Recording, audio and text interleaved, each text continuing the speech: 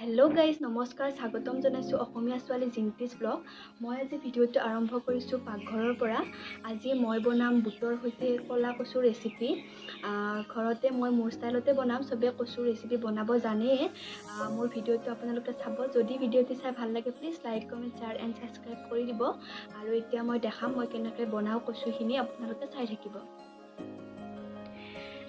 এয়া মই কচুখিনি ধুনীয়াকৈ ৰ'দত দি থৈ দিছোঁ। এয়া ৰ'দৰ পৰা নমালোঁ। এয়া এইখিনি হৈছে কচু, এইখিনি আজি মই বনাম। এয়া মই কচু বনাবলৈ লৈছোঁ অকণমান আদা নহৰু পিচি লোৱা, অকণমান জিৰা গুড়ি, 2টা সৰু চাইজৰ পিঁয়াজ, অলপ পাঁচফোৰণ, শুকান জলকীয়া 3টা আৰু লগতে বুট। এয়া এতিয়া মই বুটৰ সৈতে বনাম কচু। হৈছে কচু এয়া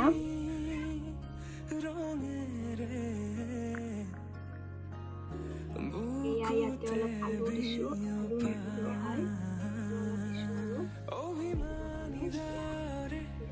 অলপ দিছোঁ আৰু এইখিনি অলপ আলু দিলোঁ সৰু সৰুকৈ কাটি, এখন পাতি দিলোঁ। ইয়াতে অলপ আগতে চব্জি বনাই উঠিছোঁ। দিলোঁ মই আকৌ কেৰাহীখন। এয়া কেৰাহীখন এতিয়া গৰম হ'বলৈ দিছোঁ। এয়া কেৰাহীখন গৰম হৈ গৈছে। ইয়াতে মই দিছোঁ অকণমান মিঠাতেল। এয়া দিলোঁ অকণমান মিঠাতেল, বেছি মিঠাতেল নালাগে বাৰু কচু বনালে। ধুনীয়াকৈ গৰম হ'বলৈ দিছোঁ। এয়া কেৰাহীখন গৰম হৈ গ'ল। ইয়াতে দিলোঁ মই পাঁচফোৰণখিনি আৰু এয়া দিলোঁ তেজপাত, এটা তেজপাত দিলোঁ, এইটো দেখাব পাহৰি গ'লোঁ। তাৰপিছতে দিলোঁ মই এয়া শুকান জলকীয়া 2টা, 3টা নিদিলোঁ, 3টা দিলে বেছি হৈ যাবও পাৰে। অকণমান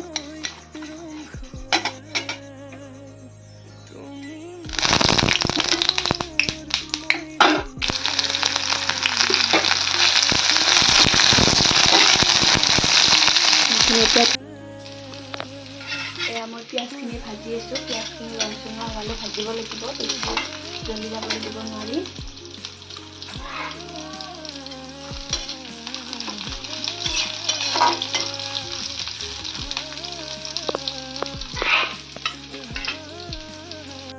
এয়া হৈ গ'ল পিঁয়াজখিনি ৰং চঙোৱা, এইখিনিয়ে হ'ব, ইয়াতকৈ বেছিকৈ ভাজিব দিব নোৱাৰি। আৰু এতিয়া মই ইয়াতে দি দিম কচুখিনি, অলপ অলপকৈ দিছোঁ।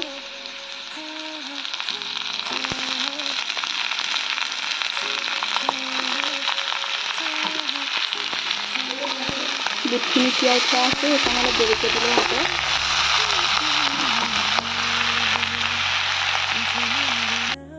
এয়া এইখিনিৰ লগতে মই দি দিলোঁ আলুখিনিও। এতিয়া মই এইখিনি লাৰি নিদিওঁ আৰু হালধি জিৰা গুড়ি মছলাখিনি মই এতিয়া নিদিওঁ, অলপ দেৰিকৈ দিম। এতিয়া এইখিনি ঢাকনি দি থৈ দিছোঁ অকণমান কমি যোৱালৈকে। এয়া মই ঢাকনি গুচাই দিলোঁ। এতিয়া মই ইয়াতে দিলোঁ আদা নহৰু পেষ্টখিনি, তাৰপিছত দিলোঁ মই এইখিনি জিৰা গুড়িখিনি, বেছি দিয়া নাই, অলপমানে দিছোঁ জিৰা গুড়ি। যিহেতু ভাজা গ'লে এইখিনি কমিয়ে যাব, সেইকাৰণে কম পৰিমাণত দিছোঁ বস্তুখিনি। তাৰপিছত দিয়া দিলোঁ মই অকণমান হালধি গুড়ি,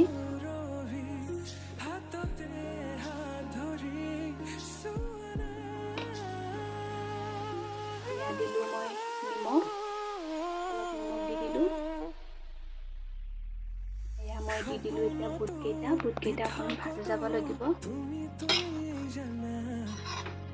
তাৰপিছত এইখিনি মই লাৰি দিওঁ, এখন হাতেৰে ধৰি আছোঁ সেইকাৰণে অলপ অসুবিধা হয়। এইখিনি এতিয়া ধুনীয়াকৈ লাৰি দিলোঁ। লাৰি দি এতিয়া মই ঢাকনি দি থৈ দিম, কিছু সময়ৰ পিছত আকৌ চাম, ভালকৈ সিজিবলৈ দিছোঁ। এয়া মই ঢাকনিখন দি দিলোঁ, এতিয়া আৰু কিছু সময়ৰ পিছত এইখিনি আকৌ চাম। এয়া ঢাকনিখন গুচাই চালোঁ কেনেকুৱা হৈছে, লাগি যাবও পাৰে, সেইকাৰণে মাজে মাজে চাই আছোঁ। ধুনীয়া গোন্ধ ওলাইছে, সোৱাদ হ'বই চাগে ধুনীয়া।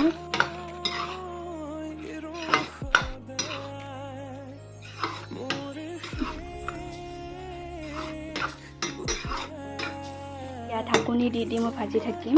এতিয়া ধুনীয়াকৈ কচুখিনি মৰহি যাব, বুটকেইটাও ভাজা যাব, অলপ আলুখিনিও সিজিব। এয়া মই আকৌ ঢাকনি দি থৈ দিওঁ, আকৌ কিছু সময়ৰ পিছত চাম। এয়া এতিয়া মই ঢাকনিখন খুলি দিছোঁ, কচুখিনি কেনেকুৱা হৈছে চাওঁ।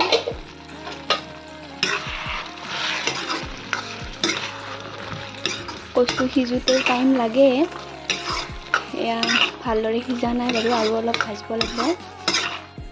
এইখিনি মই লাৰি দিলোঁ, মাজে সময়ে চাই আছোঁ লাগি যাব পাৰে, সেইকাৰণে এয়া বুটকেইটাও ধুনীয়াকৈ সিজিছে চাগে। আৰু অলপ ঢাকনি দি থওঁ, আকৌ কিছু সময়ৰ পিছত চাম। এয়া মোৰ কচু ৰেডি হৈ গ'ল। বুট আলু ধুনীয়াকৈ গোটেইখিনি বস্তু ধুনীয়াকৈ সিজি গৈছে। এতিয়া পানীখিনি অকণমান শুহি যাব লাগিব, তাৰপিছতে মই নমাই দিম। হৈছে প্ৰায়, নমাই থ'লে পানীখিনি শুহিয়ে যাব। আৰু এয়া মই আজি বনাইছোঁ দালি, আৰু লগতে বনাইছোঁ মই এয়া চয়াবিন আৰু ৰঙালাওৰ তৰকাৰী, আৰু এইখিনিয়ে। এয়া হৈ গ'ল আমাৰ কচু। এয়া হৈ গ'ল কচু। এতিয়া মই এইখিনি নমাই থওঁ বাতি এটাত কেৰাহীৰ পৰা। এয়া নমাই দিলোঁ কেৰাহীৰ পৰা। এইখনে হৈছে আজি মই দুপৰীয়া বনোৱা চিম্পুল থালি, কচুৰ তৰকাৰী, ৰঙালাও চয়াবিনৰ চব্জি, আৰু লগতে দালি। যদি ভিডিঅ'টি চাই ভাল লাগিছে, please like, comment, share and subscribe কৰি দিব। আজিলৈ বাই বাই। আকৌ পুনৰ লগ পাম অন্য এটা ভিডিঅ'